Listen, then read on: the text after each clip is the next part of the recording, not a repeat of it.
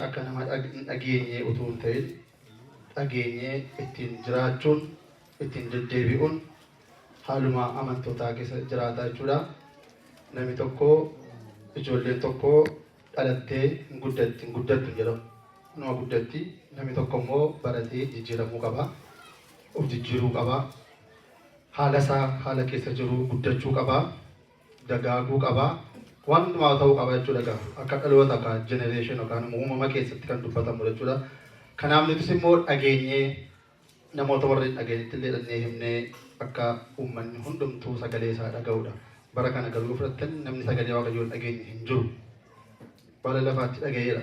Garuu beekaadhuma jallisaa beekaadhuma hataa utuma dhaga'een akka nama dhageenye godhaa jira. Kun immoo firdiidhuma yookaan immoo abidda mataa isaa irratti sassaabbata. Namichi inni abbaa tokko sun ikkoo waaqayyo dhuma irratti maal godhe? Harka isaa booddeetti hidhaatii dhaqaatii abidda keessa buusaa jedhe.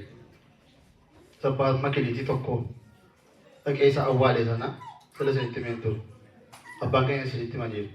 Inni tokko sun dhaqee awwaale. Inni awwaale suni sagalee waaqayyootti fayyadamuu yookaan immoo itti jiraachuu hin dandeenye. Sagalee waaqayyootiin nagade.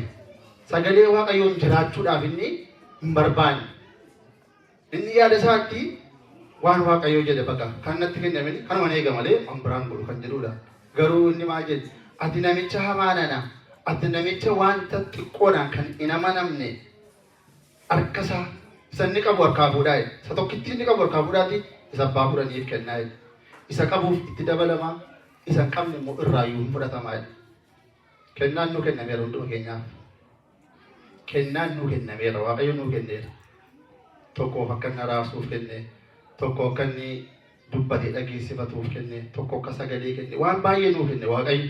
Kana naan laanne itti ni qabaachuu dandeessan. Fayyaa nuu kenne bukkeetti, qaami keenya hundisaa. Doktariin illee hojii godhee dhalli keenya hundisaa namni tokko kalee lama faana qabu hin jiru. Kalee sadii afur namni qabu hin jiru.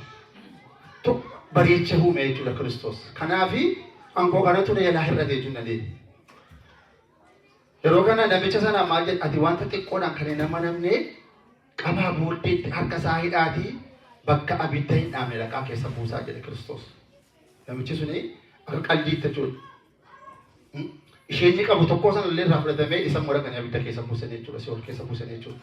Kanaaf nutis warra kana keessaa warra kana. Warra lamaa kana keessaa moo warra sadii moo warra kamiidha? Of ilaallu of duukaa bu'u jechuudha. Waaqayyo hunduma keenya wajjin haa ta'u. Egaa